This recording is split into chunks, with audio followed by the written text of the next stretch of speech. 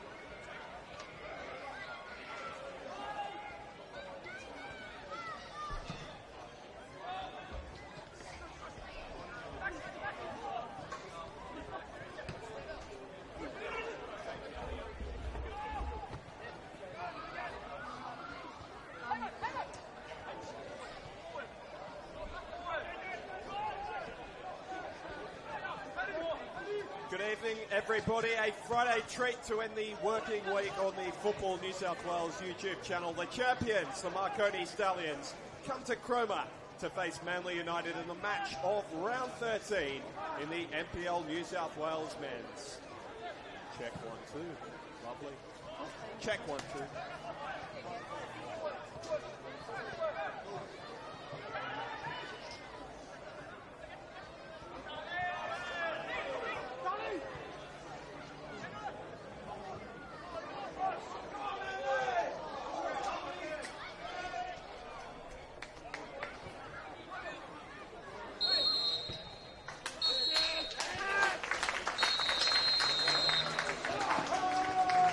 full time here in the under-20s match between Manly United and Marconi Stallions. The home side victors 2-0. Courtesy of goals from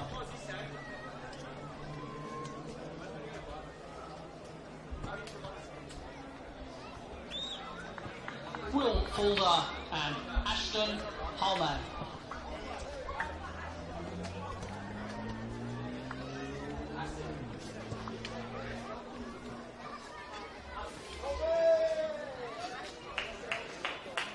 Next up, Manly United will host Rockdale Illidan here next Friday at 5:30.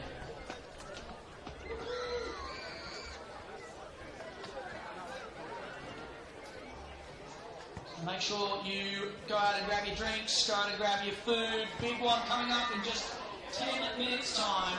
Manly United up against Marconi. The league leaders travelling here to Cromer to take on your blue and red. I'm sure to bring them home and cheer them on because they're going to need everything here to take down a strong Marconi team.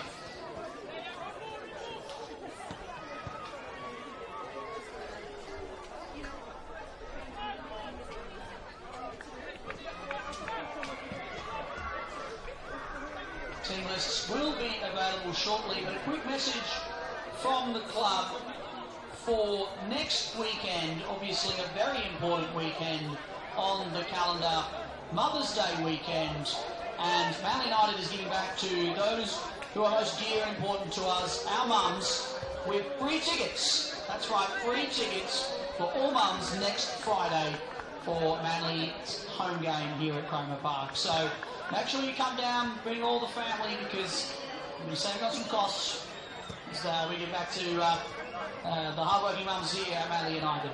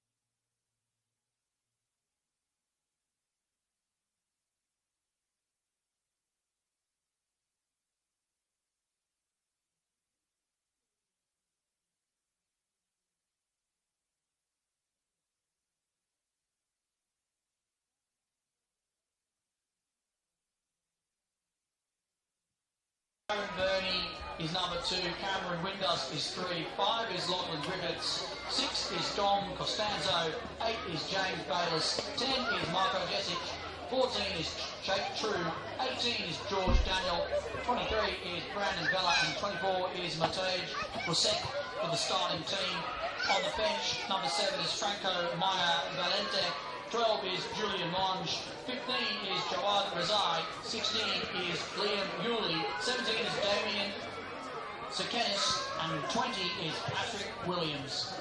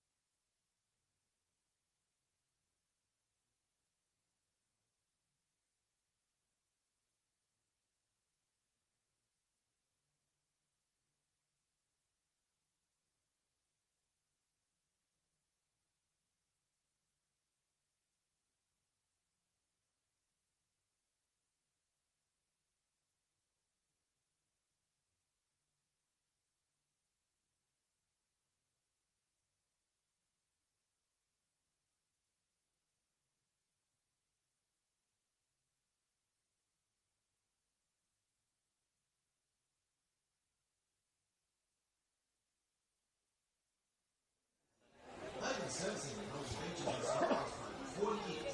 Next time you think skip things, think Brown Brothers. Reliable service and eco-friendly operation are what they do best. Brown Brothers are donating 16,000 trees and recycling for 80% of their collections. At Brown Brothers, they live and breathe skip things. So go on, skip the mess, just do it for the best. Call them 9999 6466 or get a fast quote at brownbrothersbins.com.au. Brown Brothers Skip Bins, their business is picking up. Make sure you visit our good friend Ben Lincoln Gallo Motorcar. With the finest in customer service and their famous negotiable prices, we're sure to find exactly what you need for your home and business. So make sure you visit Gallo Motorcar or online to www.benlincoln.com.au and find out why Family Line FC wants Ben Lee. Gear up for Best Team Sport, the official power partner of your Manly Line FC.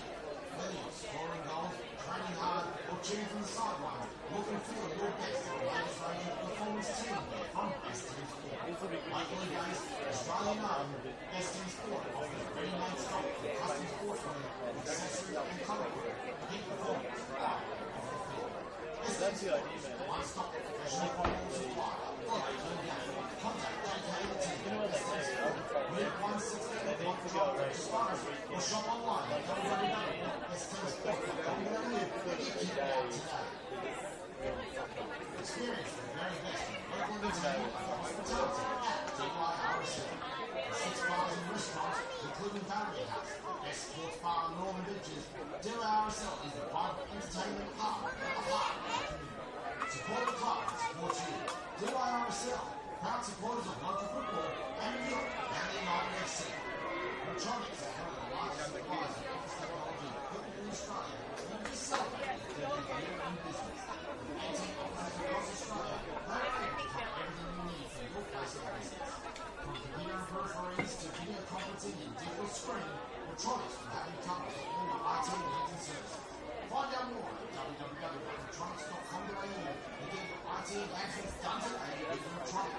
Proud supporters of York, Manly United FC.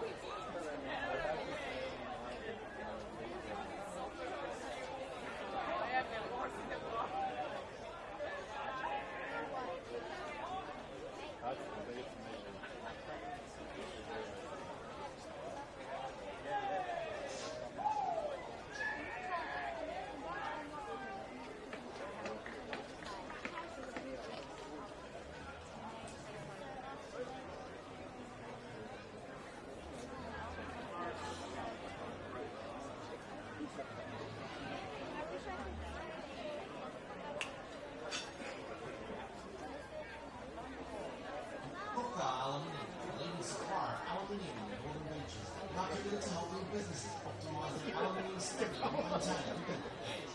Unlock significant savings and enjoy unbeatable prices across a wide range of products, matched only by the supply and service required to allow your business to run without any interruptions. Reach out at aluminium.com.au and get an obligation-free quote today. Look for Aluminium, proud partners of your Manly United FC.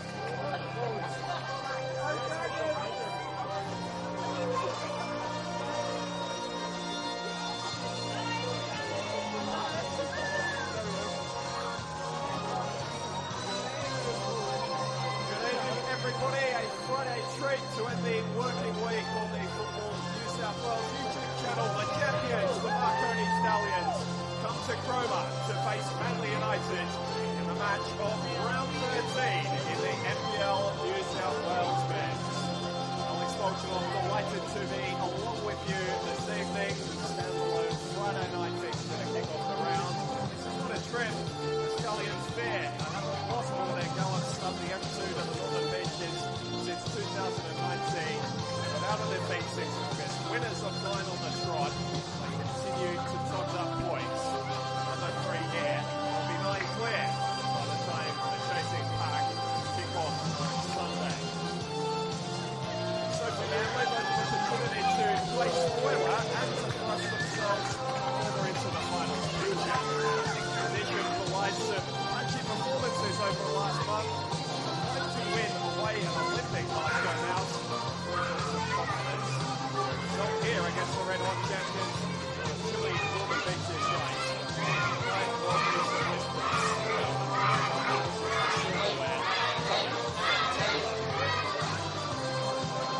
Have a look at how they plan to do it. The 10 years, not too much of it for either side. No changes for Patrick Gonzalez or Peter McKenna coming into this one. Manly looks like this. With a new system this weekend, led to 5 goals. Okay, starts there. Gloveman behind the back four of Rockefeller, Kanovich, Westall and Matt O'Donoghue. From them at time in midfield, Party at base, Steve Burgess and Tiger Kawano. Harry Van der Sar, who's 3 up, late back on track last weekend. Front two, Lucas Meek and Harry McCarthy searching for goals. What the score between them to this point?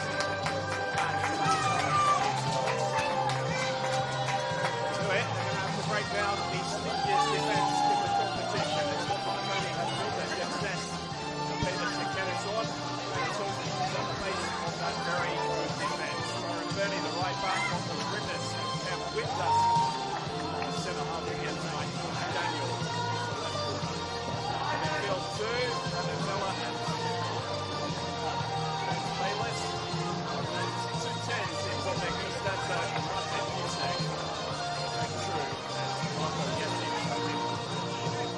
Goal-scoring form. The captain stands over the football, getting ready for a big 90 minutes of football. We're going to have your company wherever you're joining us from around the world this evening. It's the Sky Blue Stallions who kick us off from right to left to kick off this first half.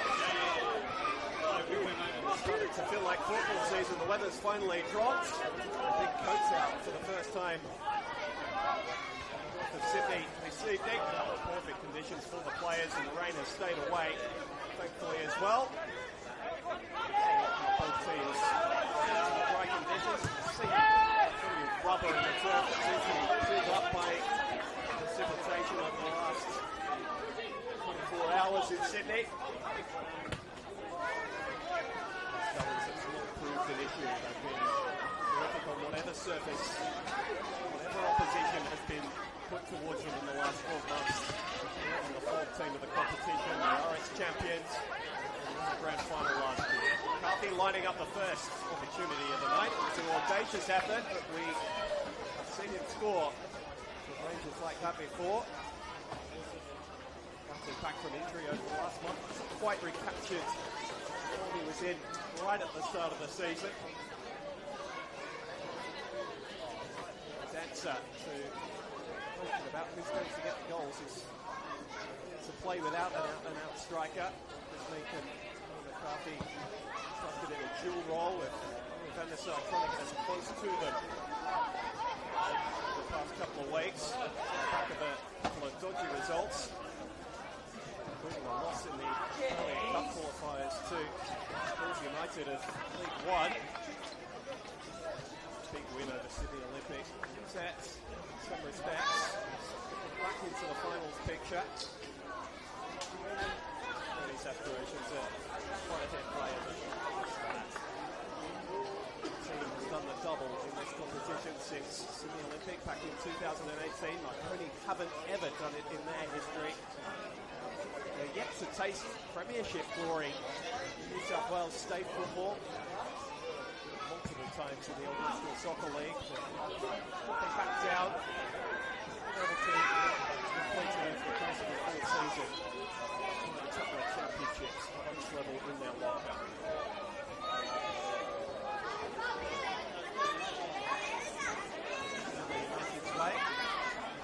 Crew has been moved forward in the absence of Damien Zucchetti over the last couple of weeks. Starfall them last weekend in that big Derby Italia victory over friendly rivals out here. The park is always a game of plenty of media and spectacular media.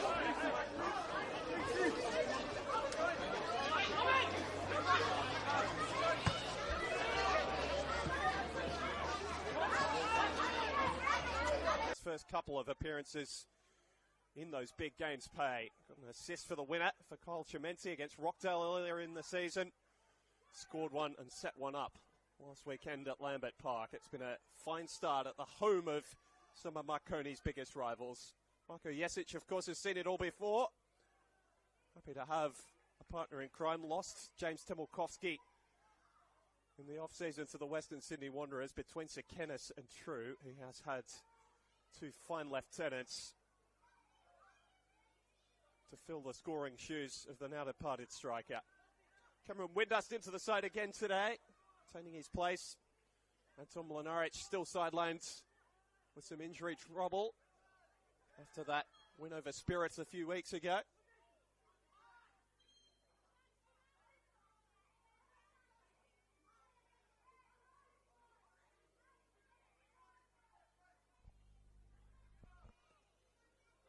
Ganovic launching it upfield.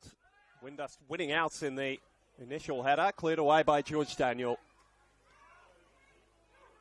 First touch for Bilal Belkadi in midfield.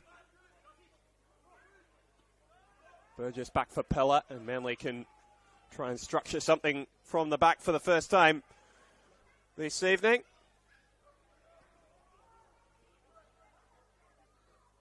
Kawano has enjoyed dropping into that deeper role. Debuted last week against Sydney Olympic. It's taken them a little while to sort it out defensively, Manly United, but there was no doubt about the increased goal threat it gave them, particularly in the second half.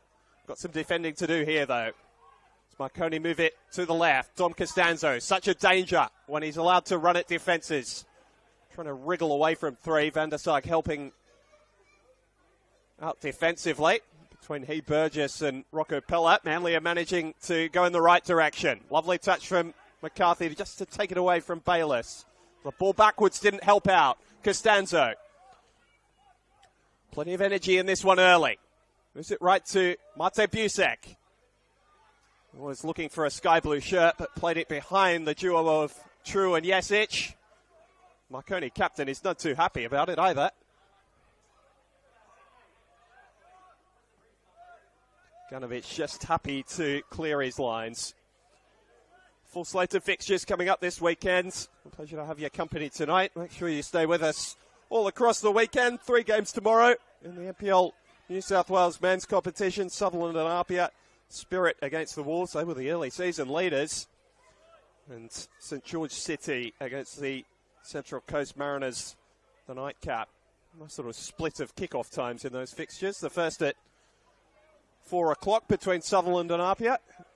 Stay in front of your television all evening, if you so choose. Stay with us all the way through Sunday, where we've got a triple header. Sydney United hosting Mount Druitt Town Rangers. Rockdale Illingdon taking on Sydney Olympic in that historic rivalry. And the Western Sydney Wanderers taking on Blacktown City. Bit of a clash of new and old terms there. Cheer goes up in the Lucas Neal stand as Rocco Pella's clearance is taken very well by a gentleman wearing a baseball cap on this chilly night. I have to say, an even start to this one. A real established pattern. Marconi trying to go in transition, as is their want. Lachlan Griffiths not attended, so just decides to stride into midfield. Jesic's ball in for True. Knocks it down for Busek! Oh my! Stunning strike A sterling start for the Stallions. After just 7 minutes, they've stolen a march on Manly and taken the lead. And wasn't it beautifully crafted? The ball in from the right, perfectly measured for the knockdown from True. Adds another assist. It's becoming a cheat code for those. Busak still had so much to do. Such was the purity of the strike that even though Kay got a hand to it, he couldn't keep it out. And as has been their want, they take the lead again, Marconi. They've only trailed twice in the league this season. And that has not been for long. Hasn't added up to 90 minutes between those two periods. And once again, they find themselves ahead.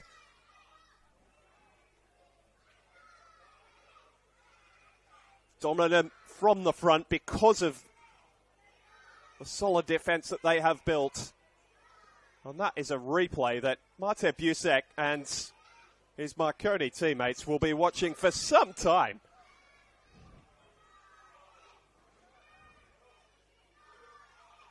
So Manly shell shock. They trailed early last weekend against Sydney Olympic as well, managed to turn that result around. Fear their task may be a little more difficult this evening. That strike was one that you hear the crowds, even in opposition. There's almost a stunned silence and an ooh as the ball skims towards the back of the net. It flew in. Busak, a highly touted junior, spent time in the Central Coast Mariners system. Actually only signed for Marconi midway through last season. Wasn't a regular starter until a couple of injuries hit. Most notably to Franco Maya, who is on the bench again today for Peter Sekenis, but hasn't been able to work his way straight back into the lineup. Such has been the form of the two wingers, Busak and Costanzo. Again, they've been impactful early here.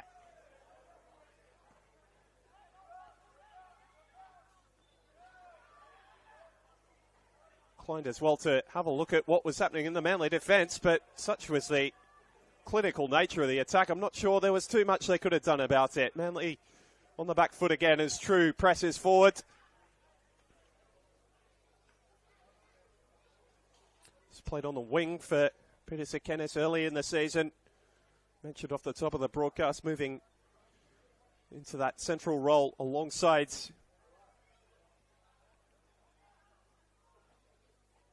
Jesic, with a bit of time out of the side for Damien Sekenis. And the partnership is blossoming. He is spoilt for choice across his front four, the Marconi coach. Bouncing ball that Manly are taking their time to deal with. McCarthy showing off purity of touch. Van der Sarg takes up the attack now. Those two have been good when they've been able to combine across the season. Say that Patrick Svanswijk would like to see it a little bit more. That's why he's tried to move McCarthy a little bit more centrally in this system. But it's making the running behind here, and he didn't quite time it, the American. Just stepping offside. We get a first look at that disciplined Marconi defence. Conceded just 7 goals in the league across the first 12 matches. Best defence in the competition a year ago as well. They went all the way to the grand final and beat Rockdale Illingdon. Their last loss was 17 games ago across all competitions. That was a late season fixture against Blacktown City. They have been imperious since then. Peerless in terms of performance.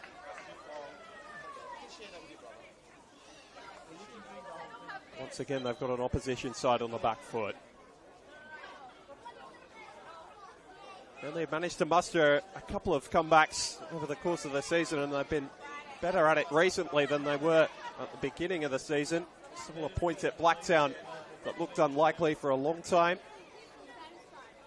Again, we mentioned last week against Sydney Olympic, but we're going to be very vigilant that they don't get stuck in a rut. It's very easy to lose heart quickly against this Marconi Stallions backline. The only thing that will get them back into this game is raid after raid of attack. Ball's disappeared out of the ground alongside the far post. Good number of patrons stationed again this evening.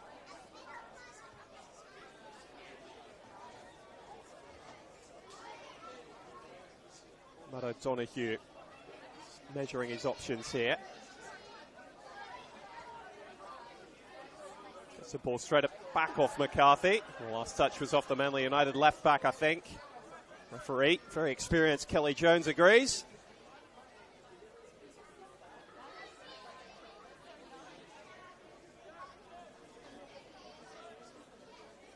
Mentioned in the pre-game that this has been a trip Marconi have enjoyed. They've scored key victories here each of the last 2 seasons, or 2 of the last 3, I should say. Big 1-0 win here late last year, which propelled them further towards that championship. Still in the premiership hunt at that stage. Marco Jesic free kick. Just did the rounds of the Marconi socials today. Preparation for this game. It's down this end of the pitch, which Lachlan Griffiths is defending gamely. Might be the best central defender in the competition at the moment. Hasn't been helped out by Costanzo, who turned it over. Vela battling to win it back, and then True's touch betraying him. So look to play in Costanzo. Manly looking to up the tempo. It's all been a bit pedestrian, which is just fine for Marconi. Love everything settled and in front of them. True, whose initial error gave Manly United the throw-in, provides the pressure to win one back in their favour.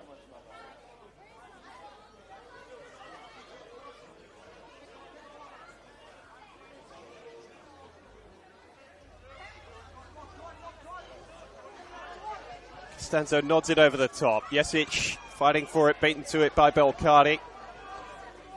True has more running to do, and Kay making sure he didn't get to the football.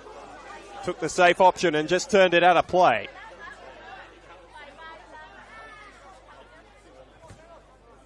Scrapping for it is Rocco Pellet. Missed the start of the season. A couple of injury concerns, but he's fit and firing again now. It's taken over from Kieran Paul. So Long, the first choice fullback at Manly United, was one of the last remaining from their 2017 championship winning campaign. He and Dom Ferguson often spotted in support of their former team over on the far side of Cromer Park. O'Donoghue turning away from the pressure of the goal scorer, Busak. George Daniel sweeping in behind his 2 centre halves, taking it away from Darcy Burgess. Manly going to find it difficult to get in behind Marconi's defence. 4 terrific athletes in Bernie Griffiths, Windust and George Daniel. Daniel and Windust coming across almost together from the Central Coast Mariners Academy side. Which can really be paid a fair tribute for putting Peter Sikenis' side together. 2 aforementioned and Bayless through the middle of the park. All been part of that very successful development system over the past few years.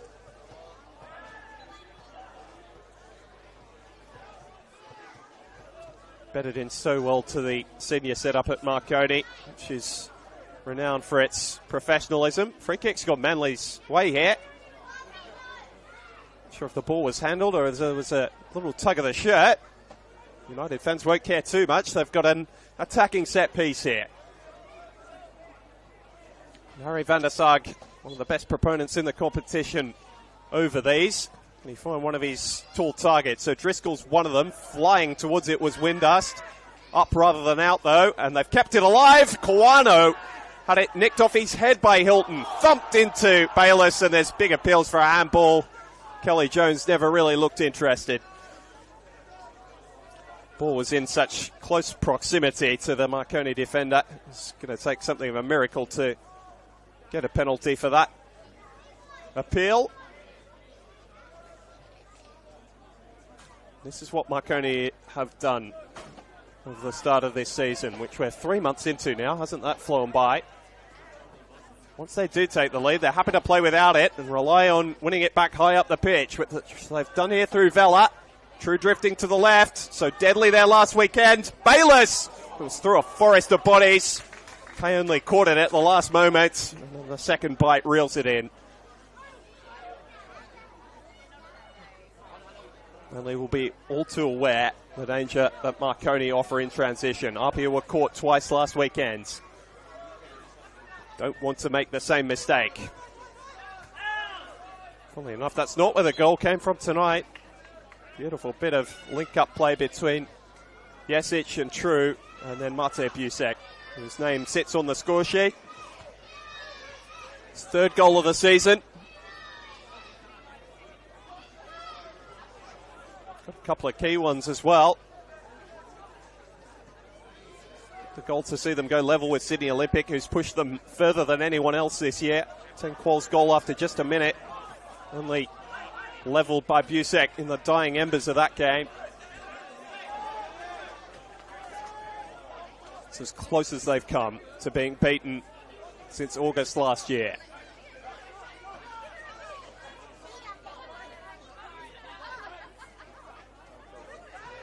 Pella and True getting into a wrestling match off the ball. All was fairly even, and then Bilal Belkadi, who's not one to back out of a challenge, but can put himself in the right position to win a free kick every now and then, does just that.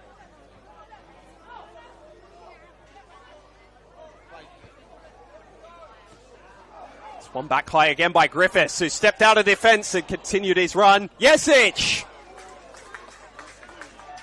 Took the ricochet off Aganovic. Thought, why have a second touch? He's just laid it on for me there. Bit of a wild swing from the Marconi skipper. But a game in which, despite not having too much of the ball since going ahead, Marconi are continuing to create fairly regular chances, which will concern the hosts. I'm sure one of the biggest sins Patrick Svanswijk would have liked tonight would have been to get the first goal. Goes without saying really in football, but even more so because of what terrific leaders Marconi are in games. Defence can be close to impenetrable at times. Griffiths stepping in again. Not the last time I'll say that tonight. Ball forward wasn't as impressive as the interception, and now Van der Sarg's trying to make in behind. Hilton judging the situation well. Sweeping at the edge of his area and then aggressive with his distribution. Busek for George Daniel. All three of those getting a touch on the ball. Well-timed challenge from Aganovic. Breaks for Vela.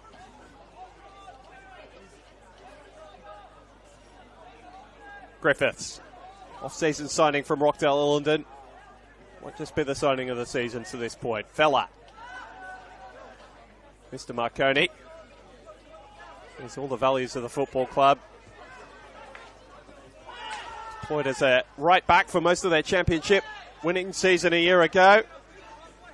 Departures of a couple of central midfielders, most notably Daniel Bellman, have seen him take up that role alongside Bayless, and they too have provided superb cover in front of this most impressive back four.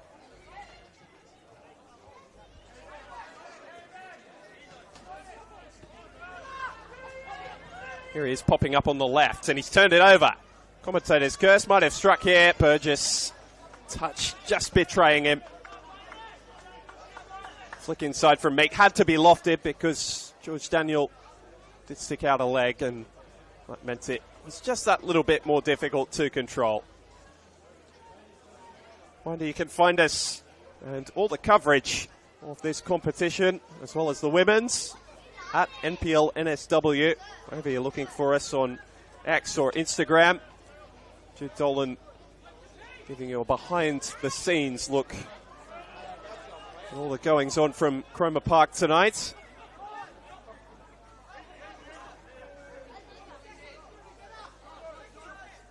You can also find match reports, previews, round reviews, as well as all the highlights.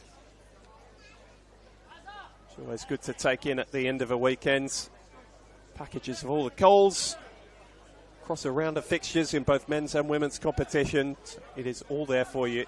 Will not miss a kick of this 30-game season. Third year since we've gone to this length of season in the NPL New South Wales. Marconi finding out their fate in the Australia Championship across the week as well. Bring you more details on that in a moment, because Jake True is really giving Alan Aganovich some headaches. They just got a flick, but then turned it over. Now it's Meek's turn to press, and Hilton's judgment was as good as ever. O'Driscoll down for Tiger Kawano. And then O'Driscoll, the Irishman, happy to just loft it up the other end of the field. It's been a cagey game since Marconi took the lead on 7 minutes through Mate Busak. That's been a theme of their season. Poor turnover from Costanzo. Don't say that too often. One back by Pella. Inside for Belcardi. Ball for McCarthy was cut off by Tyrone Byrne. He's got an interesting role tonight. He's got a player who loves to drift out to the left, but who he won't be seeing too much of due to the responsibilities he's got through the centre of the field. He's got some more defending to do here with Kawano on his back. Griffiths as cool as ever. And Daniel able to hoist the ball clear. True. His hold-up play is underrated.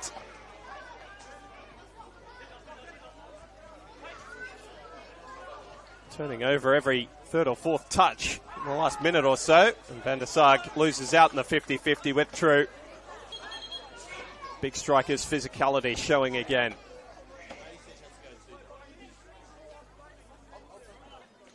That draw for the Marconi Stallions in the Australian Championship. Wollongong Wolves, they'll be taking on next weekend as well out at Marconi Stadium. They've got the Victorian Premiers. This position currently occupied by Avondale, who are an automatic qualifier, so in that case, it looks as though it'll be one of Heidelberg, Oakley, or the Dandenong Thunder. What an outside chance they've been. Their performance this season down in Victoria. And then the Tasmanian Premiers, who most likely be South Hobart. Perennial force down in the island to the south. Home and away fixtures before quarter-final, semi-final and grand final series, which Marconi will be very much expecting to be part of, given their fine form to start this season and end 2024. It's a club that was out without silverware for so long. Just under a decade ago, they were promoted back to the top tier of New South Wales football. Been run imperiously by Peter Sakanis and his coaching staff. Capped off by that championship a year ago, but they want this premiership as well in 2025, which Marconi have never lifted in New South Wales football.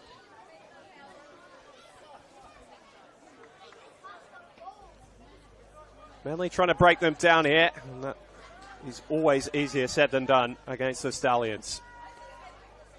Standing up as gamely as ever. Manly are enforced by a little bit of a deeper bench. So the same for Marconi, as though they weren't frightening enough. Getting some players back from injury over the next couple of weeks. Players on the bench already tonight. Weren't available at the start of the season. Manly United, Jesse Perez is slowly making his return. Got a goal on his return from injury a couple of weeks ago here, although only a consolation against Apia Leichhardt. Stefano Rossello has already proved his goal-scoring chops at this level. Like just turning 21. Farakoko has 4 goals for Patrick Svanswijk this season. Jasper Chipman is back from trials over in Europe And Miles Milliner, Joey's call up at just 15 years of age, the only player to be called up for that squad from outside a professional setup, which is a big compliment to Manly United's development systems that have seen so many of their players end up at A-League clubs over the past decade. Chipman and Milliner, I think, will be in that category sooner rather than later, if not overseas.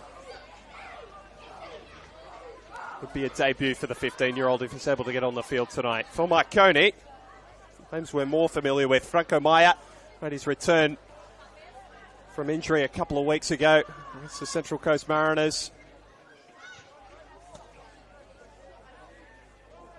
It's also part of that cup victory over Prospect United. He's got to get Jake True out of the side at the moment. That's a struggle because he is playing so well. Another direct run forward, well tracked by Van der Sarg, but it's a Marconi Stallions corner. Julian Monge is there, the youngster, but then Liam Yulee, who we have been waiting to get back. Damien Sekenis is there as well. And Jawad Rezai, who made his debut for the club against the Mariners off the bench. Get to make his first start in first grade, but one that Peter Sekenis was touting even before the season started in media as someone he thought as a young player could make an impact. Can they make an impact here from this corner, Marconi? They've been so good from these over the starts of the season. Quite as well directed as Bayliss might have liked.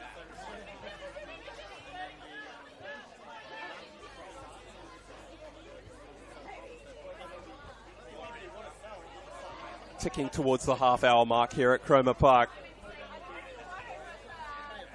Marconi very much in the ascendancy. Played a lot of this first half without the ball, but they've looked comfortable with everything in front of them. Still giving Levi Kay more than enough headaches in the Manly United goal. Yesic loading up for one of his long throws. Towards Windust at the near post. Pella won the initial header, then Van der Sarg went flying over the top of the Marconi skipper. Just held his ground and will do it all again.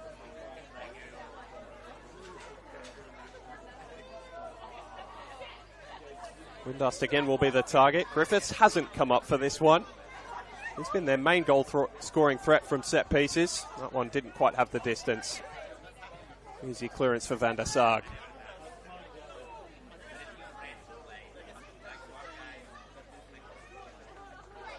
Mentioned that last loss against Blacktown, but it's been a while since even their last draw. Marconi against Sydney Olympic. It's edging towards a couple of months ago. 1-1 draw with Olympic. I mentioned Mate Busek getting the key goal on that occasion as well. He's got the opener here tonight.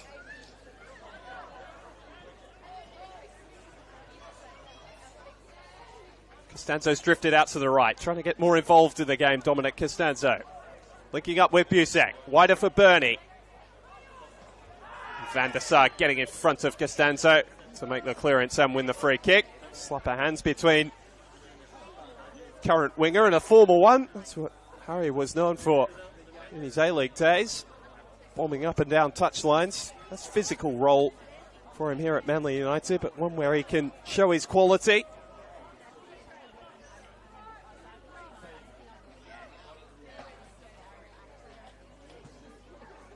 Carthy just scrapping it infield, and Burgess beating Daniel to the ball initially. Mick trying to hook it back over the top. Griffiths only back to the American. Now Vella's back in support. Look at the sky blue shirts just flooding back. Space for Van der Sarg. Not too far away from where he scored last weekend. That strike not quite as sweet. Encouraging signs for Patrick Zwanswijk, those up off his bench. Both coaches have been pretty reserved to this point.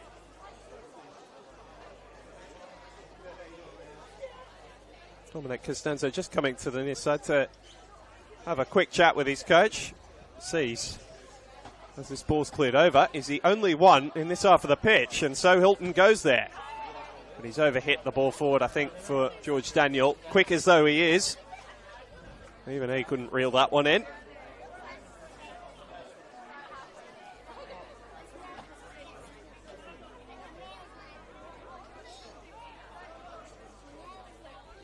It's been the new approach from Manly United. They're going to try and be positive and play out, get as many players in tight areas and trying to link up with intricate play.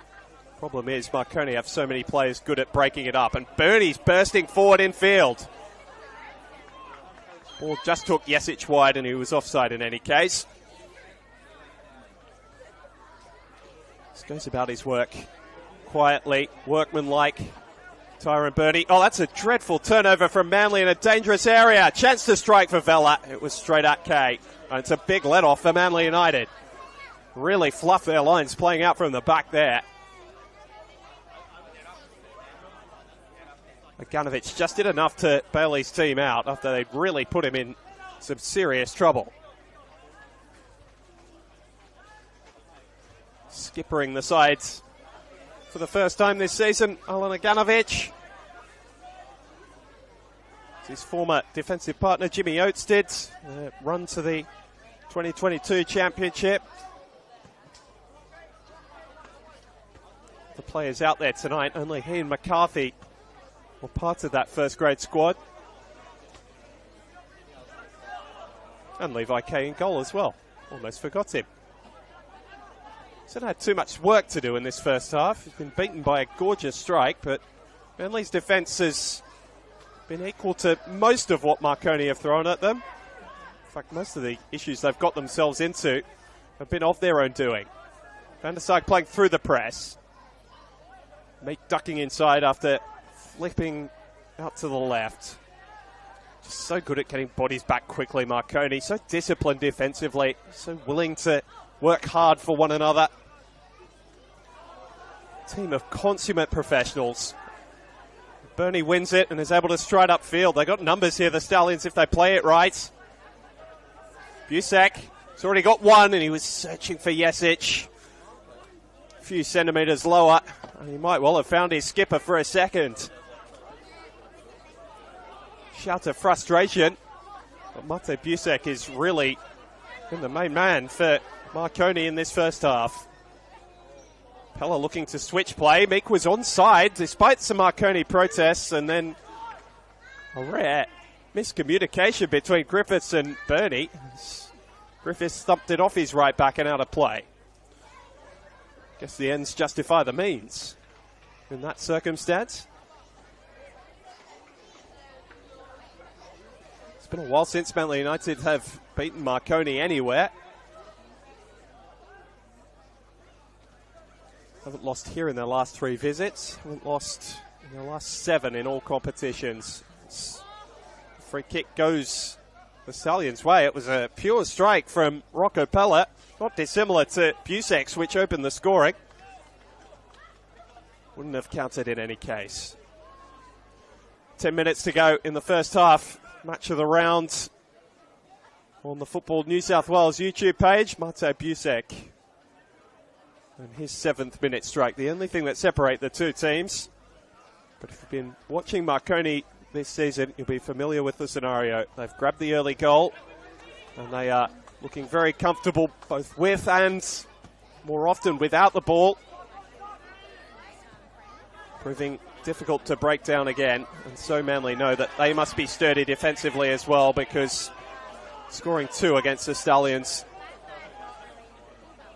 is nigh on impossible. True. Managed to nick it back off Burgess. Bayliss. Now Griffiths. Tyrone Bernie's grown into this first half. Gets it back off Marco Jesic, one of the longest 1-2s you'll ever see, and then cuts cleverly inside his defender. O'Driscoll to the rescue for Manly United. Ian Aganovic converging upon it. The Irishman got the telling touch. Focus renewed as another Marconi throw-in will give them a base to build off. Again, it's not the tidiest. Haven't quite got those right. It's a real nitpick, but there is an area of game that Marconi could improve on in the first half. That might be it. It's a planned preciseness about the play in every other area of the pitch, including from set pieces. Super prepared again tonight. Manly, to their credit, have far from rolled over. They've just been stuck in this battle of attrition, which is what Marconi love. Van der Sark trying to spark this game into life. McCarthy gets the whistle from referee Jones. Another friendly slap from Dom Costanzo. I don't actually think it was him who committed the foul. Sympathetic opponent tonight.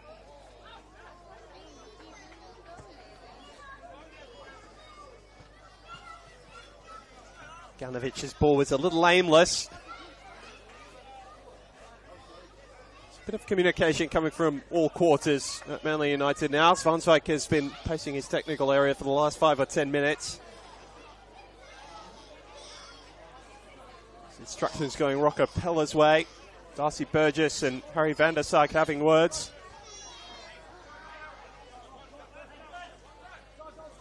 Assistant coach Jimmy Snedden spoke to Football New South Wales last week and talked about them debuting a new system and how happy they were to get a victory on the back of that. Despite not taking on Olympic at their usual home ground, Belmore, because of the state of the pitch after all the rain last week. There's an ultimate test of a new system. There's no better way to try it out, stress test it, than against the champions. And then they take on the premiers here next weekend. It's a Rockdale visit next Friday night. Doesn't get too much harder. All read by Darcy Burgess. Stanzo's gone into the middle of the field. He's calling for it. Bernie goes the wide option though. Busek. Easily nodded down by O'Driscoll. A bit of an aimlessness to a couple of Marconi attacks as well. Much of us praised them for their comfort levels in this first half. Again, they win the ball back high up the pitch, though. This is where so much of their success came a year ago. And just driving past people was Busek. Some appeals for a penalty kick. I don't think that was ever going to be given, but the initial little tug of the shirt and a holding back has been spotted by the referee. So a free kick in another dangerous area. Just over 5 minutes to play until half-time. Marconi could double their advantage. You think they would be almost out of reach.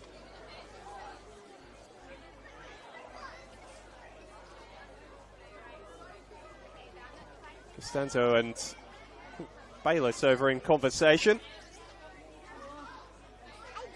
Yesic coming to add a third head, and in fact he's pulled rank. So, oh no, just a word or two of advice for Bayless. It's just going to be something off the training ground. We've seen that a couple of times from Marconi already this season. To great success. It's a simpler option, and Kay spilled it! And it's eventually cleared away. His teammates bailed him out. Danger still not averted for Manly United. Ball played deep. Windusters stayed up. Cleared away by Van der Sark. Back into a somewhat dangerous area, but then well cleared by McCarthy and turned over by Kawano. Now there's space for Harry van der Sark, who might have done more than just thumped it forward. But it's a pressure relieving clearance in any case for Manly after another heart-in-mouth moment. Had that fallen at the feet of a Marconi player.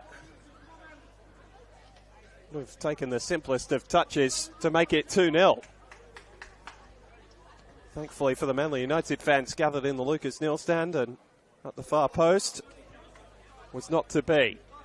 Team is still hanging in.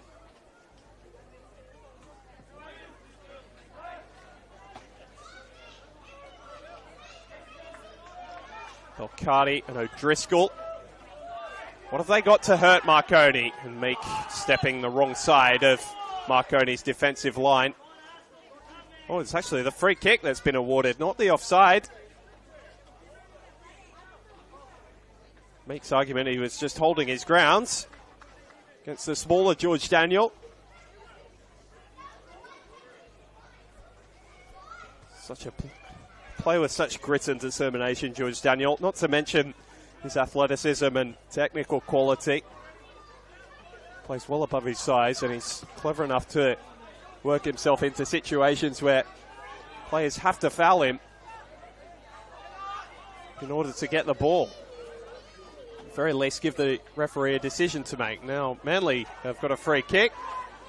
Might have come similarly softly, and now there's a bit of a coming together between Costanzo and Vela. He's not afraid of a little come to, but he's looked pretty calm tonight, Dom Costanzo. Kelly Jones just giving him a ticking off. It is too much to be concerned about. Can't expect a player to move back while they're prone on the turf. But Donahue, well, certainly can be expectant of Lockie Griffiths, who puts up a hand in apology. Manly United have got a free kick, and now Kelly Jones, I think, is coming over to book Patrick Zwanswijk, who has become a little overzealous in his protestations. He's be well advised to keep it. Oh, he's got himself sent off, Patrick Zwanswijk. And the travelling Marconi fans are happy. He doesn't want to talk himself into a longer suspension here. Something that Patrick Zwanswijk said, and he was already riled up. And he's had a very fiery action to the referee. Flashpoint at the end of the first half. Manly United without their coach for the remainder of the game on the touchline.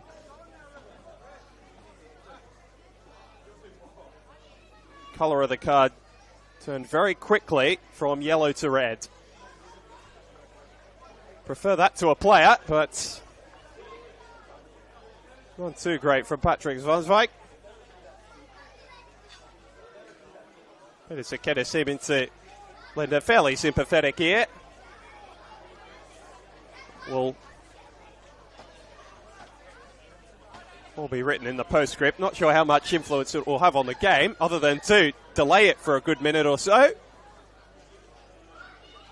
Strangest thing about it is that it's come at a time when Manly United have been awarded a free kick in a very dangerous area.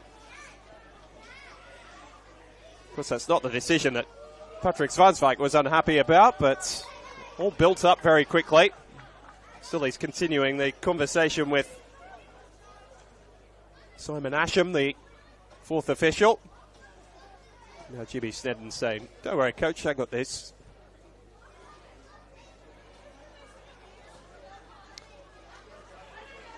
Manly's assistant is often the more vocal of the two on the touchline in any case, so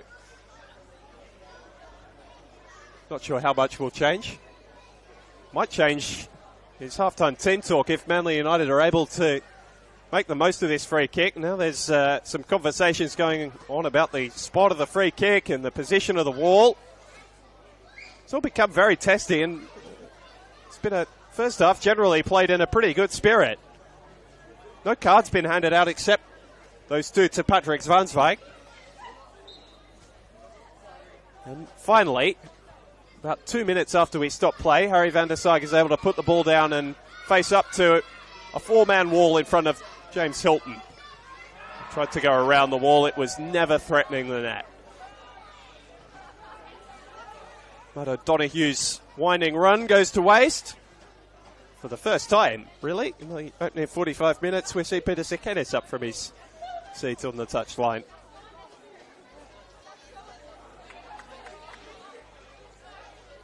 He's not had too much to be concerned about, in all honesty. It's about the best of the chances that Manly United have created in the opening half.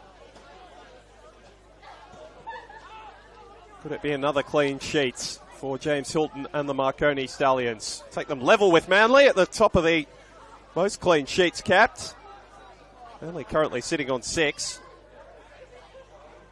James Hilton could add a 6th for Marconi tonight if they're able to keep that sheet clean for the second half. One last attack in the opening 45 minutes for Manly. Meek on the right.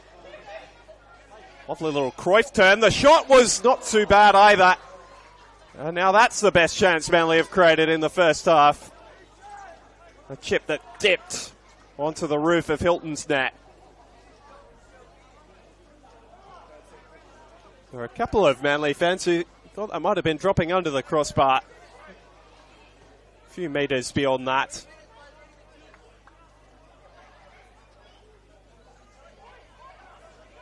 Now there's some arguments happening about how much time has been added on. It's going to be whatever was communicated to the two technical areas is going to be added on a little bit longer just because of the time it took to send Patrick Zwanswijk off. He's off to the change rooms. Prepare for a halftime team talk. There'll be plenty of X's and O's going as Manly try to figure out a way through this brick wall of a defence. Windust over the top of Burgess, and that's drawn the referee's ire.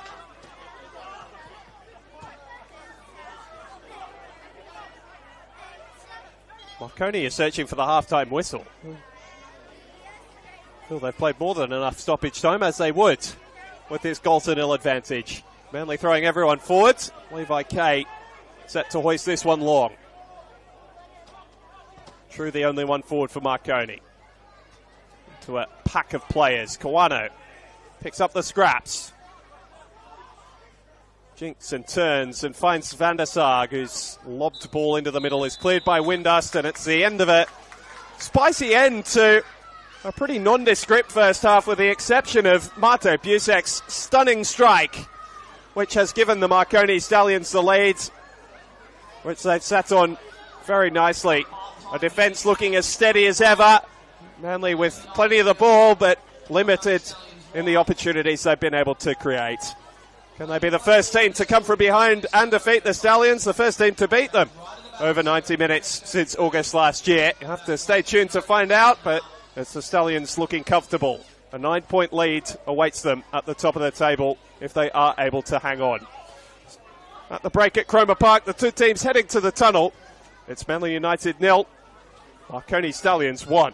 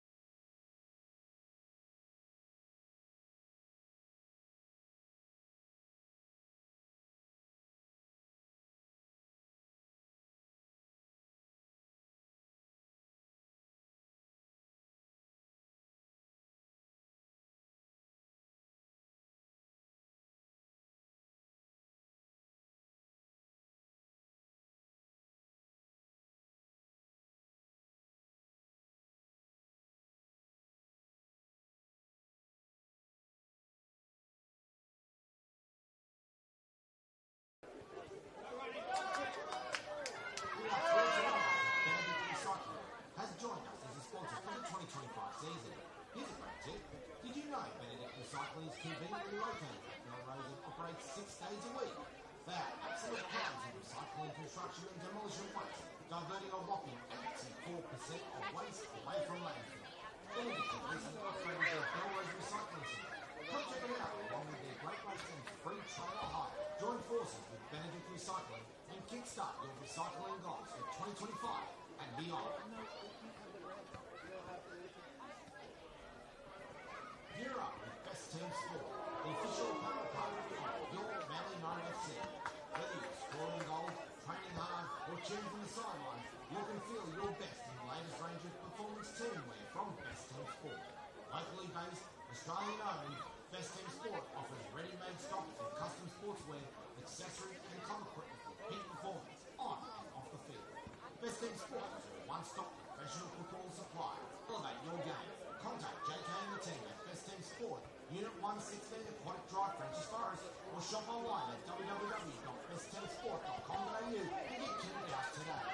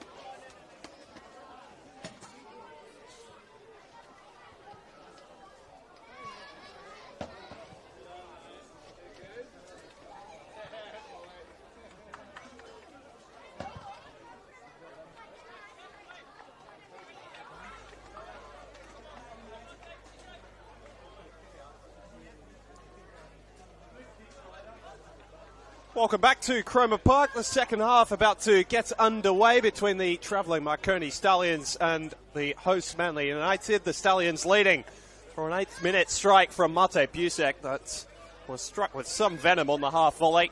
Flew past Levi Kay to give the league leaders another lead inside the first half. They've been imperious when they have taken the lead in games this season. They've only trailed twice. It's going to take something special for Manly United to find their way out of this little predicament. They've got 45 minutes to figure it out. Make sure you stick with us on the Football New South Wales YouTube channel. See if they're able to accomplish that mission. Alex Molchanoff, delighted to be along with you on this Friday night. The festivities beginning for the weekend in this standalone fixture. We're meant to have one alongside it tonight. St George FC and Sydney FC have not been able to make it out onto Barton Park with all the water that's gathered on the back of the rain in the last 48 to 72 hours around Sydney. The artificial turf, although soggy, has meant that we're able to get play in this evening here.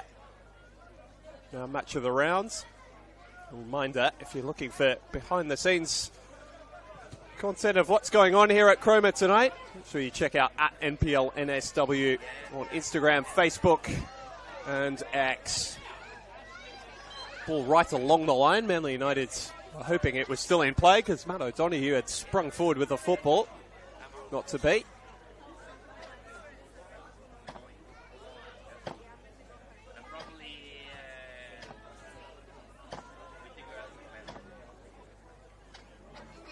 Talked a lot about Marconi's defence across the first half. They're yet to concede more than a goal in a game so far this season. One has been enough for at least a point on every occasion. No team has scored 2 against them since Blacktown City in the semi-final last season, and Marconi put 6 past them on that day. Chance for Dom Costanzo to try and duck inside. Vella winning the ball off the toe of Lucas Meek.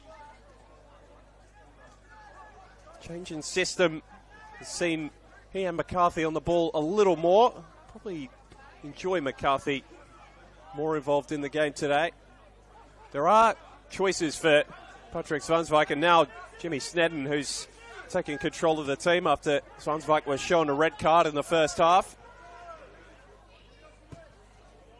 You're seeing that little graphic up on your screen. Players are still 11 v 11. The Manly United coach made way towards the end of the first half. There's a chance for True. Beautifully timed run. And the finish is as cool as you like. Goals in back-to-back games for Jake True, who is loving life at Marconi. And Manly had barely had a second to get their breath in the second half, and they're 2 down. Marconi dominant and making that quality shown on the scoreboard. It's True and Costanzo linking up. And this off-season signing, back in full fitness, enjoying his football, Jake True. He's got another assist tonight, and now he's scored himself. Just as he did last weekend. It is a purple patch without peer at the moment, really, across this competition.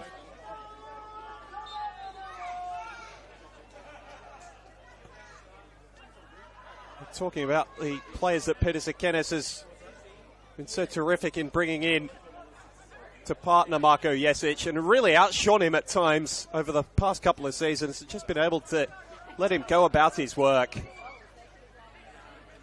True is adding to that list. He's a little overzealous there on Harry van der Sarg. There's a window back into this game for Manly United. You feel they're going to have to score sooner rather than later. Set pieces that, like everything else, Marconi have been so solid at defending this season. Van der Sarg's going to have to put every ball on the money.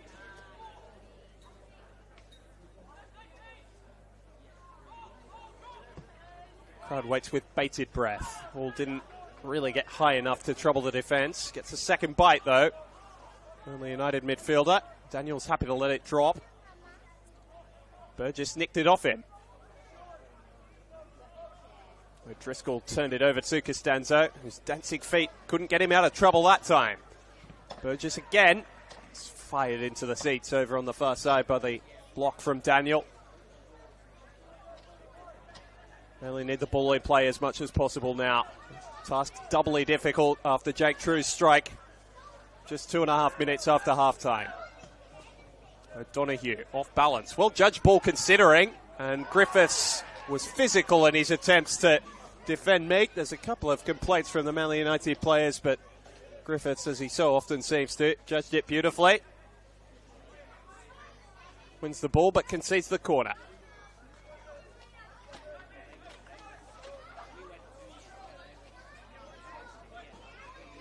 Said Harry van der Sark's delivery in this second half is going to need to be on the money. First one wasn't. Well, the second one's not bad, though. It was towards Aganovic. Helped out of it by Marko Jesic in the air. Burgess back for McCarthy. Swinging it with his less favoured foot. Meek into a dangerous area with no navy blue shirts around. And we'll see plenty of this now. Marconi happy to sit back and defend their 2-goal advantage.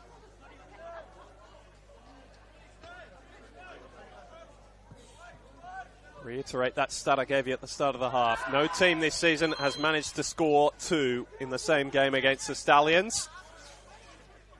Jesic going down under the challenge. Turn gingerly to his feet. Helped by Bolcardi. Not the first time this season Marko Jesic has been brought down by a man quite a few years his junior.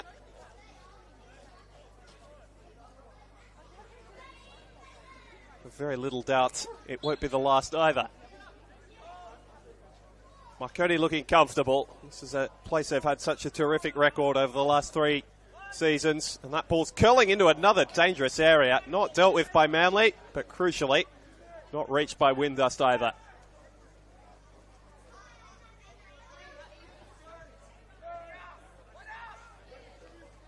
This result has not looked in any doubt since Mate Busek gave Marconi the lead on 8 minutes. Only a battled game lead, but just don't have the quality to match Marconi on the evidence of the first 50 minutes or so. This team which is gaining reinforcements, which is the scariest thing about their run of form. I'll go to 18 unbeaten. If they could afford defeat again here.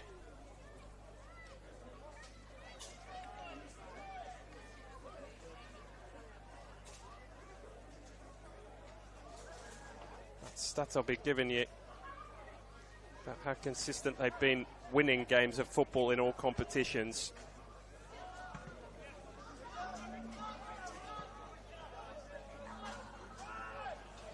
Would be a 10th straight win across 8 league games and 2 cup rounds. So you got a bit of a scare in the 4th round of the FFA Cup qualifiers when they trailed only the 3rd time this season against Bankstown City. A couple of red cards, 1 to each side, and Jake True was the hero again that night, getting a brace out at Jensen Park. His first 2 in the league have come over the last 2 weekends. Now has 4 for the club in competitive football. Down goes Busek. Referee not sympathetic to his cries for a free kick, and then McCarthy just thumps it off Brandon Vella. Almost don't notice him. Call him Mr. Marconi because he's the heartbeat of this side. Well, brilliant press from Griffiths again, who wants to get on the score sheet himself. He's already got 2 this season. The centre back.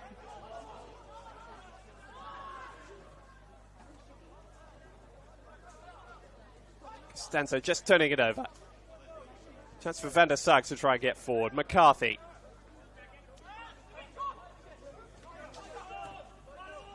How do Manly turn this game? I don't have the answer. Players are going to have to figure it out over the next half hour or so. Burgess This intricate football might be going some way to answering that question. Meek. Marconi just gets so many bodies back so quickly. Work rate of their midfield, quite remarkable. And Busek back in a almost right fullback position there to clear. Bogdanovic can only poke it away, and Bayless can play true forwards. Has he got the pace? He's got plenty of it, but not enough to keep that one in.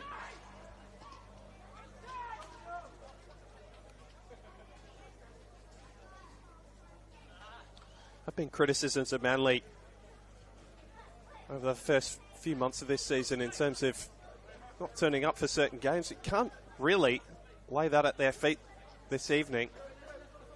Well, they have tried, and there have been some good passages of play and build-up, but once they get through midfield, there is just no way through.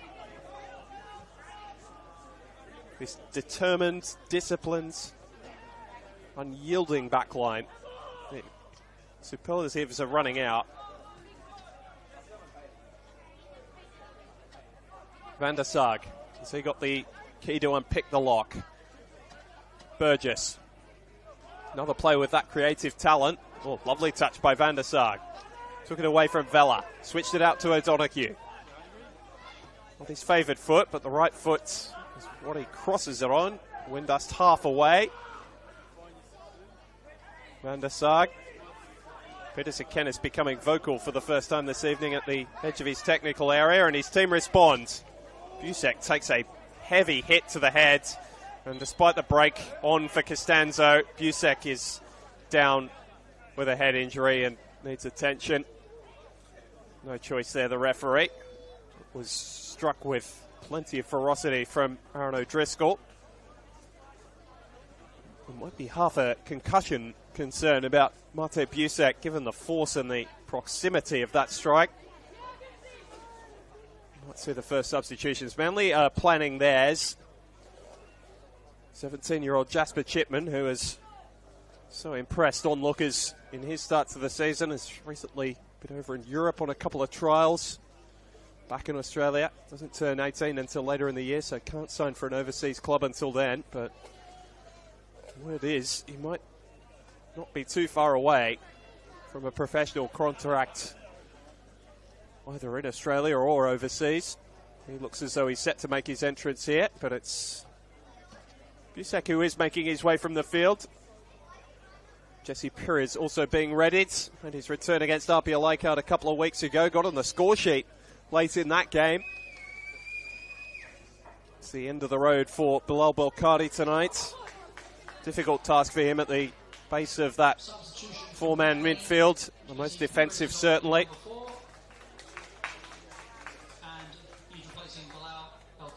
Perez probably indicating that the bench are looking for more thrust, and no surprises there.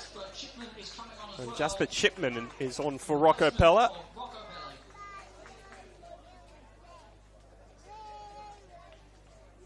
So there'll be a little reshuffle through the middle of the park. Chipman moving into Belkadi's position, more of a ball player than the man he's replaced, and Perez going to right fullback. Will give them some added thrust down that flank.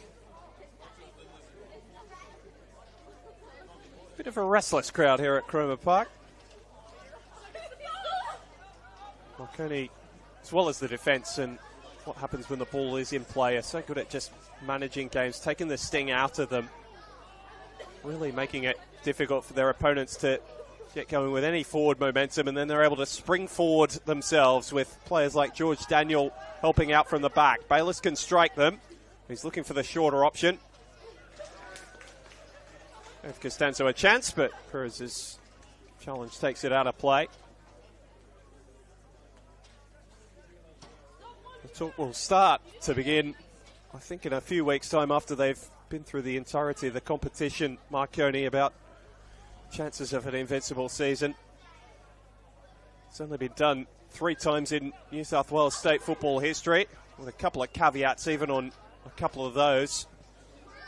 Ball played in towards Jake True. There's a chance here for Busek to add a second. Closed down by O'Donoghue, and then Kawano adding a hand. They wanted a foul, Manly. It didn't come, and Bernie just thumps it into O'Driscoll. It'll be a Stallions corner. first time it was done. And probably the truest over the course of a regular season was, perhaps no surprise, Alcoa Sydney City back in 1971. Season they won the premiership but failed to make the grand final. Funnily enough, Sydney Croatia repeated the trick in 1981. Over 26 games. That ball is curled in towards the back post, and Griffiths got up but wasn't able to get the force on the header. The last was the season in 1990 where Wollongong Macedonia managed to do it. There's a chance. Well, it was a creative effort, all things considered, from Windust, who gave us a wry smile as he retreated to his defensive position. Kay was off his line. Just finishing that comment about Wollongong. They did it over a season when everybody only played each other once, and there were under 23 teams from the NSL clubs in that competition. They were the only one of the three teams that have gone through a season unbeaten to go on to win the grand final. Never been done in the NPL era. And you're going back 35 years to look for that sort of history. So, chance to put themselves in the conversation over the next month or so, Marconi.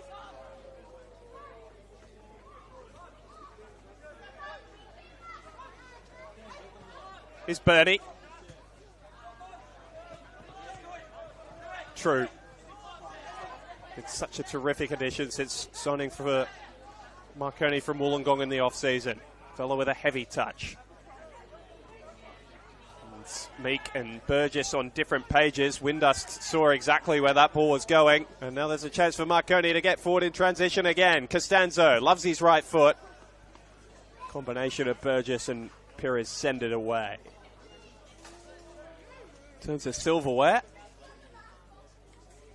Marconi, as we mentioned off the top of the broadcast, and never won a New South Wales premiership over the course of a home and away season. Couple of championships in their locker, including last season's.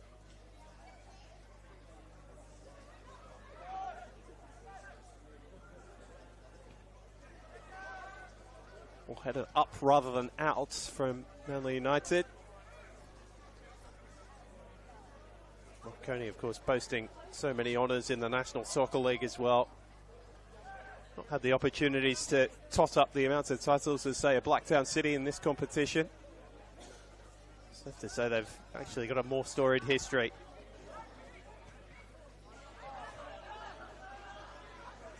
Here's Costanzo. They're playing like a club, living up to that history at the moment as the ball was played in towards the near post. Driscoll and Aganovic watchful again. It's been the two early goals at the beginning of either half that has put Manly United on the back foot. Mate Busek after just 8 minutes. And then fresh out of the sheds. 3 minutes into the second half. Jake True adding the second. Second in 2 weeks. Just watch how hard Marconi worked to get back here defensively as Manly play through. And that's exactly what they do. They nick it up. Jasper Chipman high. Bayless's ball in. Just evading Costanzo. Burgess.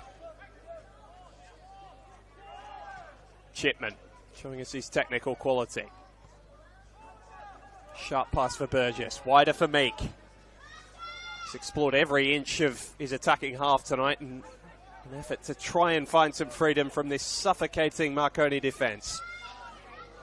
Chipman's ball measured for O'Donoghue, and it gave him a chance to compete. The throw-in goes Manly United's way.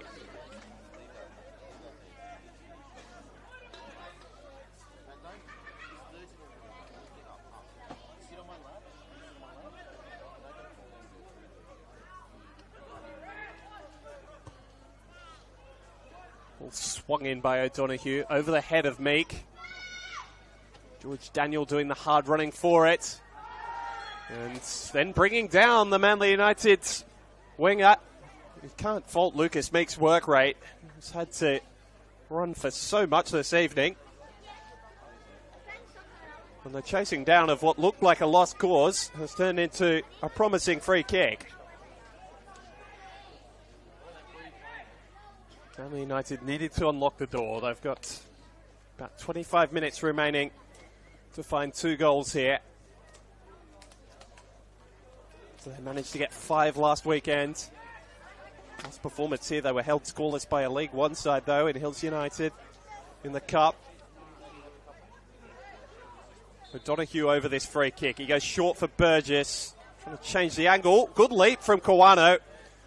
Not quite good enough to get over the top of the football. And Jake True asks for it from James Hilton. Into the 50-50 with Chipman, and the 17-year-old has done a sterling job there. Lesser players might have had a bit of hesitation going into that challenge. It was well read by the last man back for Manly United.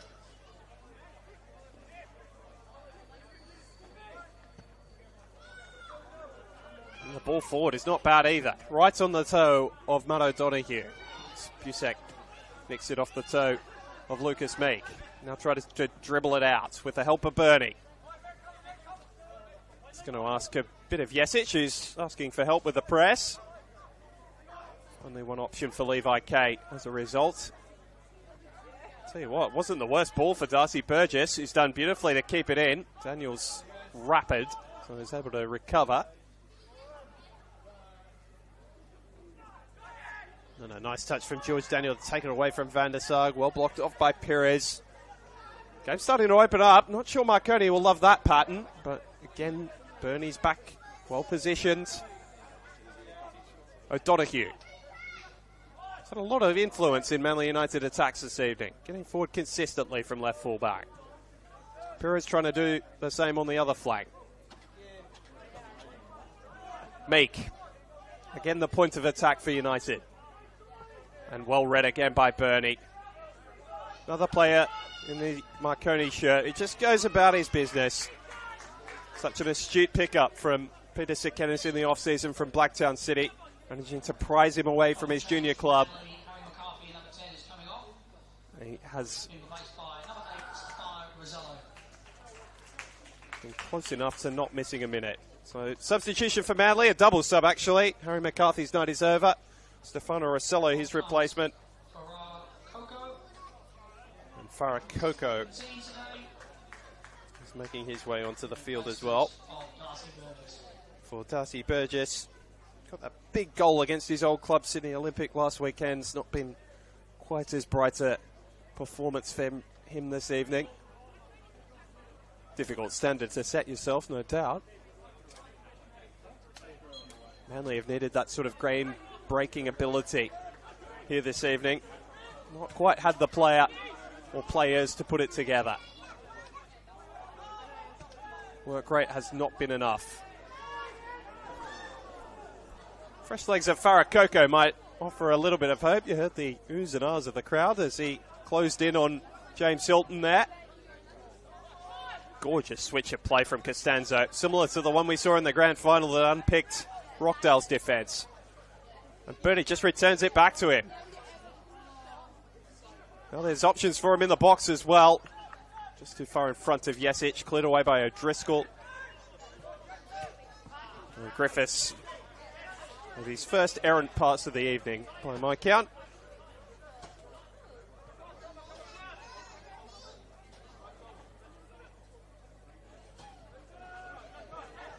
Van der Sar having to stretch to keep it in. Donoghue's clearance. I'm not sure how much Jesic knew about the block. This is the scary thing for Peter Sekenis. Talked a little bit about the bench. The names on it. Franco Meyer, Liam Yulee, Damien Sekenis, all experienced at this level. Jawad Razai, a youngster who brought in from the Preston Lions, as Kay just fluffs his lines. Don't see him do that too often with his feet. One of the best distributing goalkeepers in the competition, really. Not his best moment. And his team defend their way out of trouble. Costanzo just getting a second bite. Lovely close control. Interchange of passes with Bayless, and now just ducking back towards goal. Turns, thinks better of it. Now Bayless launches in the cross. O'Donoghue eventually swinging his right foot at it. Vella picks it up. Doesn't mind a strike from distance for Brandon Vella, but just ummed and ahed over his options for a little too long. And Manly got numbers here. Coco, can his speed in transition make the difference? Good block initially by Griffiths. And Marcelo picked it up. Confidence of the youngster on full show there as he tried to carry it through 2 or 3. Still a chance for Manly from the breakdown in play. And Windust snuffs out the attack before the ball can reach Farah Coco. But that's given the Manly United faithful some life. It's given their coaching staff some energy. And now a moment that may go down in folklore for Manly United. It's a debut for Miles Milliner. 15 years of age, the youngster. And yes, you heard that correctly. Recent Joey's call-up by Australian under-17s head coach Brad Maloney. The only player selected for that recent squad from outside of a professional setup in Australia. Mentioned in the first half, it's a big rap on Manly United's ability to develop players. A little bit of an there from the youngster. Got it nicked off by Mate Busek. Still classed by it as a youngster by some, just 21. He's having a very big impact in this competition. And so there's changes for Marconi, a second senior appearance for Jawad Rezai and Damien Sekenis. He's really had the first team spot ripped off him by the form of Jake True, but he's some weapon to bring off the bench. 4 goals already this season. Equal top scorer with Jesic to this point. How he fits them all into the first 11 might be the question for Peter Sekenis over the next month. A happy headache to have. Plenty of coaches around the competition envious of his resources in terms of the playing group that he has put together. Executing out there on the field week on week. Bernie. Big appeals for a free kick. Referee Jones didn't show much interest. Griffiths for Busek. Now Bernie, who's stayed up. Little lob ball in towards Jesic. There's no Manly players there. And the free kick goes against Marko Jesic. He's using a little bit too much of his body, according to the officials.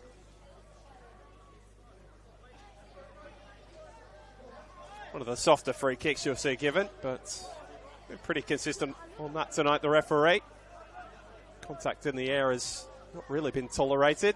Oh, speaking of, George Daniel left us no doubt about the contact on Jesse Perez.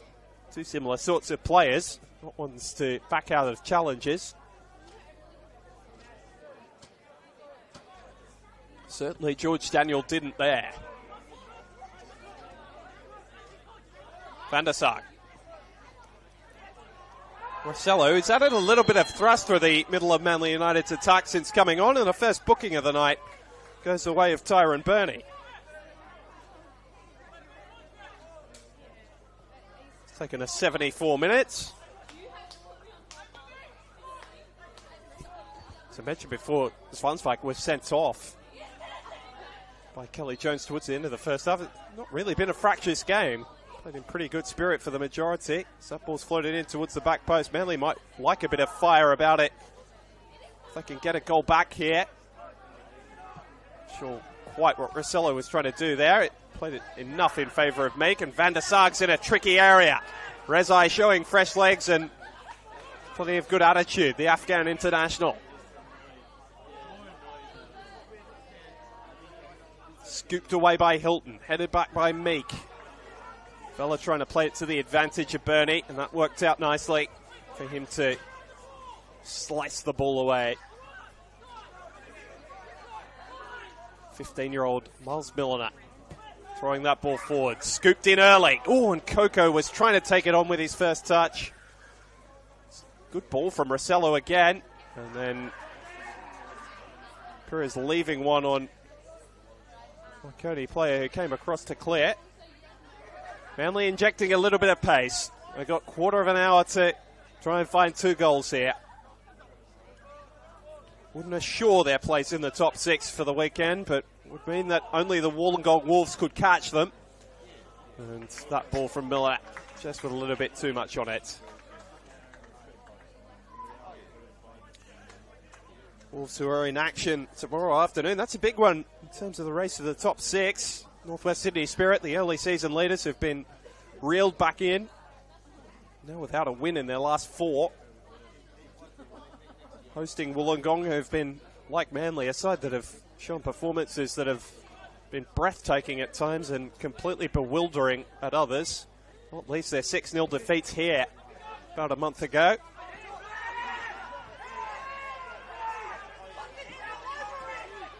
Marconi were determined they wanted the free kick for Aaron O'Driscoll coming over the top of Damien Sekenis, who looks bemused by it all.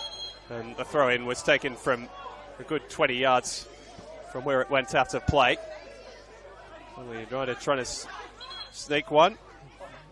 We've already had one coach sent off tonight, but Sekenis is going to be careful he doesn't talk himself into a booking. He's joining in with a protest of his players, really. Driscoll showing his hands to the referee that time around, almost to try and emphasise the point. He didn't feel he committed a foul.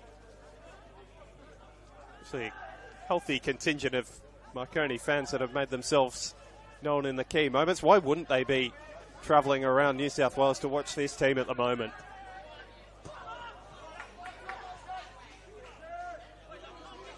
Still, there is an ask from the Marconi coach to be more precise, more dominant.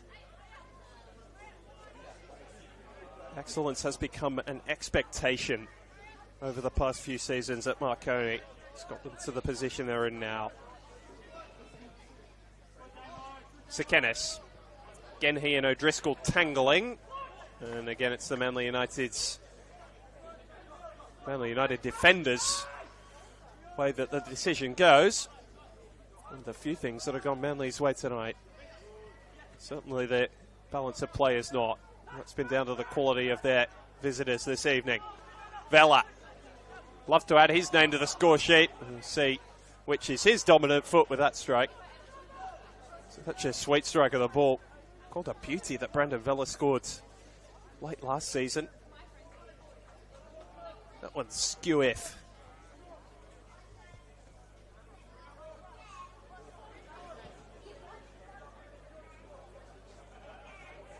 Windust winning in the air again. This time it's Meek who's asking for a free kick. More in hope than anticipation, I think. What's coming up for these two sides? Well, for Manly United, it doesn't get too much easier. I mentioned trialling this new system, which they've stayed consistent with. Champions this weekend, the Premiers next.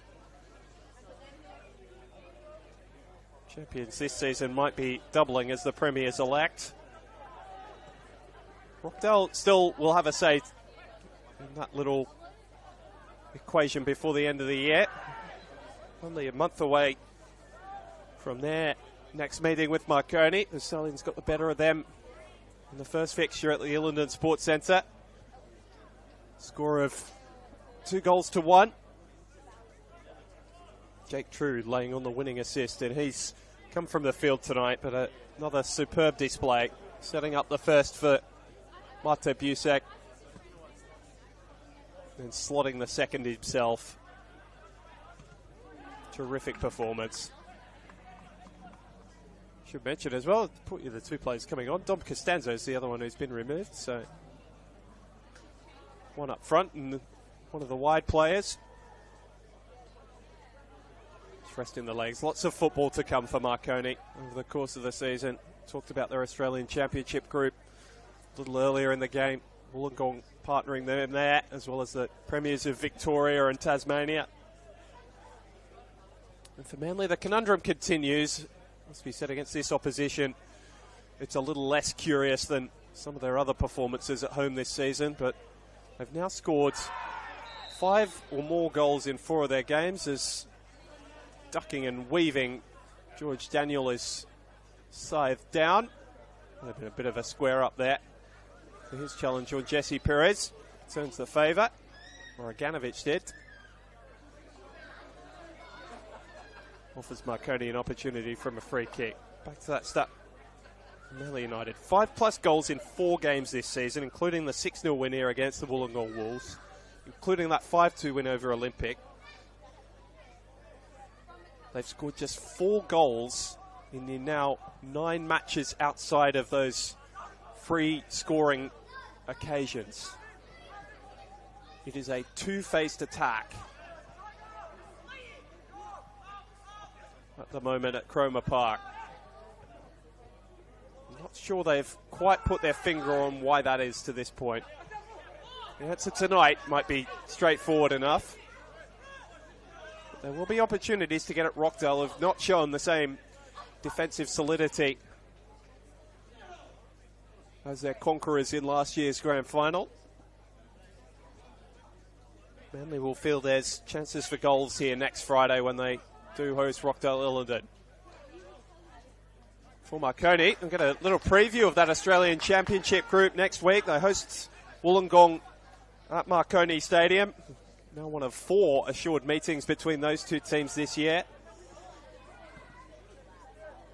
And an interesting little run. Sutherland, the team they play in round 15, that'll round out the first lot of fixtures against each other side in the competition.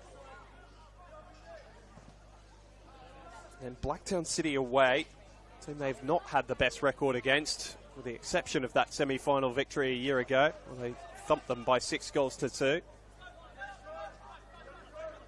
And Mount Druitt and Rockdale. They've also drawn Bulli FC in the Australia Cup. Be hoping and expecting perhaps that they'll be able to make it to the national rounds in that competition as well this season. Another opportunity to get that famous Marconi name back on the national stage. Back in the sky blue kits as well this season, of years gone by. Doing the colour change all the justice in the world. As Bernie turned and, well, he wanted a foul or a corner kick, TJ Bernie. It wasn't forthcoming.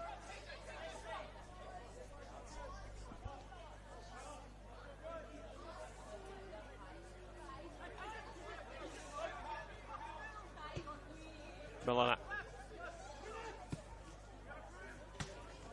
Ball won by Griffiths. Solid as ever. Like he'll be having nightmares about turning around and seeing Lachlan Griffiths in his sleep tonight, I think. Kawano won the foot race with Windust. How's the ball? Well, it gave Meek something to run for. Had too much power on it.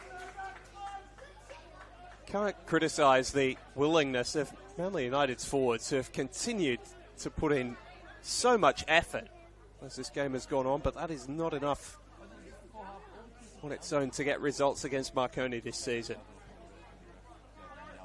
7 minutes of regular time left to play. 2 goals scored by Jake True and Mate Busek tonight. 2 new scorers, another clean sheet. Set to be the headline. James Hilton has barely been worried in the Marconi net tonight. Can't remember him making a meaningful save. A lovely bit of skill from Sekenis, who's being held all the way, and he's still shrugged off the attention of O'Driscoll. Brilliant bit of skill, and the ball in's not bad either. Oh, there's a big chance for Rezai. Terrific save from Kay. Brilliant football all round. Sekenis, superb on the near touchline. Rezai equally as sharp, and then Levi Kay coming up with a big hand to keep the margin at 2.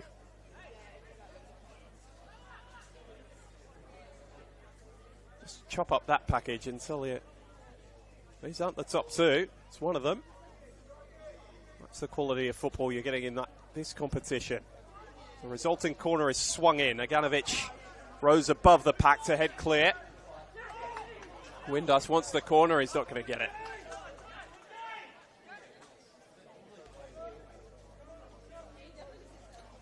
Marconi have fought for every ball. They've fought for every decision at times as well tonight, but they've ultimately looked so comfortable. It's part compliment to them, part criticism of Manly United. Just haven't been able to create enough in the final third. Again, credit to Lachlan Griffiths and Cameron Windust. It's a different central defensive pairing to the one that started the season. Spotted Anton Blanaric up in the stands watching on today. The injury he suffered in the wake of the Northwest Sydney Spirit game hasn't been cited since then, but I know that when he comes back, he'll be handy for them. A couple more changes coming for Peter Sekenis late. We're going to get a flash of Franco Maya, which is always exciting. One of the best attacking talents in the competition. Battled some fitness concerns, a left leg injury, but good to see him back off the bench over the last 3 or 4 weeks. So he played the 20s last week against Apia Leichhardt and got himself on the score sheet, which should have been an encouraging sign on his journey back to first team football. Jesic asks Busek to run into this battle with Milliner, who was trying to buy a free kick, and eventually the whistle comes. Thought that it might not for a moment there. Young Miles Milliner handled himself well in his debut. It's not been too much that he's been able to sort out for Manly United, given their situation in the game. Terrific effort from Kawano to give Coco something to try and attack with. Still those two trying to link up. Coco's touch too heavy for his Japanese counterpart. Or his Japanese teammate, I should say.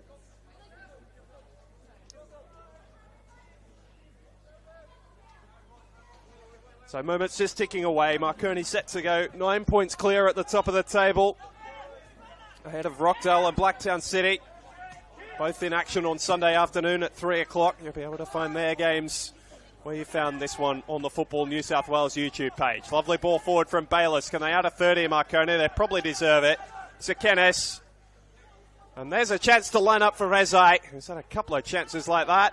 And then a complete mishit from Busek, who struck a half volley like that so beautifully in the first half. Meek can't turn away from Windust. It's been errorless this evening. Something you can't even say of Lockie Griffiths, as impressive as he's been. Rezai has been so full of energy since coming on. Perhaps a little too keen to get forward there.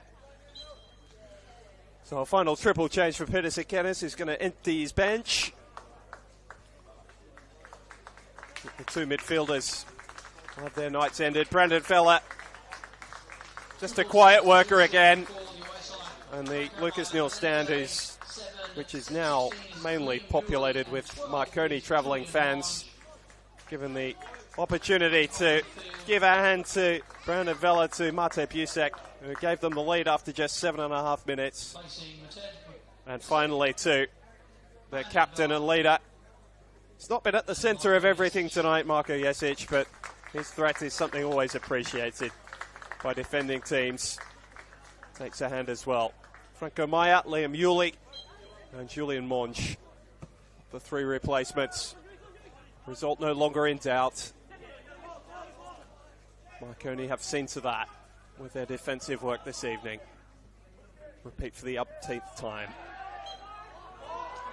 Make a reaction of frustration, I think, rather than true bewilderment, which is what he's displaying.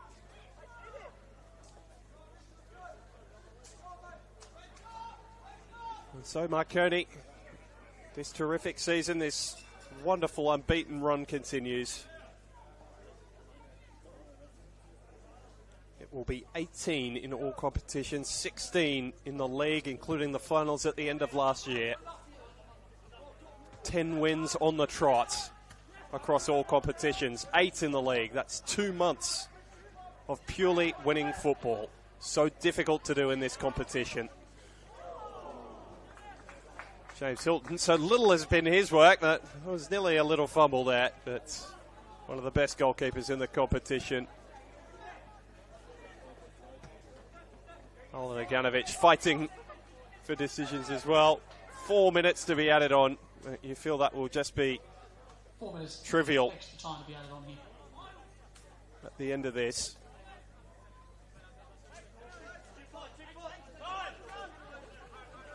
Maya, you can just see the bandage sticking out the top of his left sock, strapping around that left leg. Long from O'Driscoll. Knocked on by Meek. There's a chance for Kawano. He's got the wrong side of Daniel. Did well to recover. And now sweeping back is Lockie Griffiths to bail them out of danger. And now the running power of Franco Maya. Look at him burst through the middle. Still stumbling as he went. And Pires slides the ball clear from danger. These are the tools on Marconi's bench. They are frighteningly good. Meek. Oh, it's pretty well timed from up here, but there's enough contact on Manly's American striker to draw the whistle.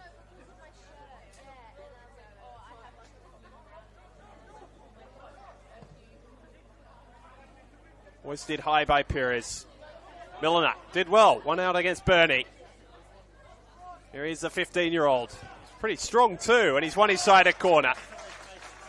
Draws a hand from the hearty Manly United supporters, still out in the cold. It's felt like proper football weather, really, for the first time this season tonight. Whipped in by Van der Sarg. It'd be eerie if Manly United scored from another set piece. It'd be almost exactly the storyline of the game they lost here 2 weeks ago against Apia. They pushed too little too late. On that occasion, their performance overall, I think, has been better than it was that night. Here this evening, they've taken on a tougher opposition, as Marconi showed in the Derby d'Italia last weekend. And there's a chance for them to break forward here. Maya's got no one between he and Kay. Pires is trying to close him down. It's Franco Maya. Oh, it's outstanding! Our first goal since his return from injury, and it's a stunner. Cheeky, audacious, outstanding.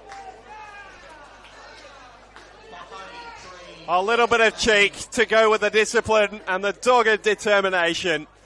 This is a side that are enjoying their football, and no one sums that up better than Franco Maya. He'll enjoy watching that back, as Busak will enjoy watching his strike, as Jake True will enjoy watching his one-on-one. Sorry, it's my first day. Valente.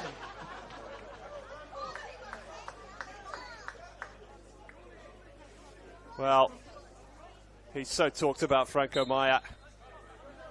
There was a worry about how much Marconi would miss him, but it's just reminded us all of his quality, despite the fact that they haven't.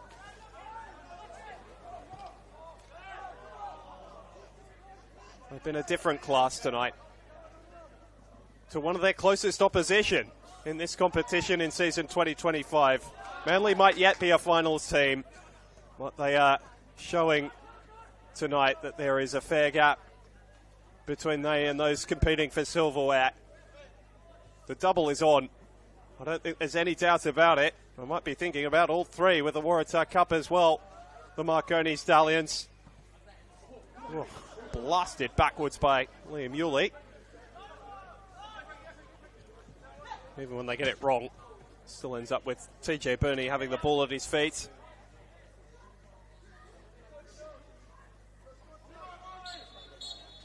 But don't worry about all that. Marconi are the front runners. They race away to a 9-point lead. at the end of the night.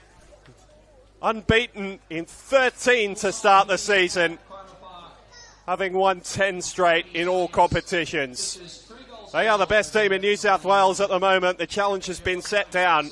Come and catch us in the second half of the season. Manly couldn't tonight. Mate Busek opened the scoring just 7 minutes in when it was Jake True. 2.5 minutes into the second half, and Franco Meyer with a sumptuous chip to complete the rout and underline Marconi's dominance. It wasn't a poor performance from Manly, but they were outclassed.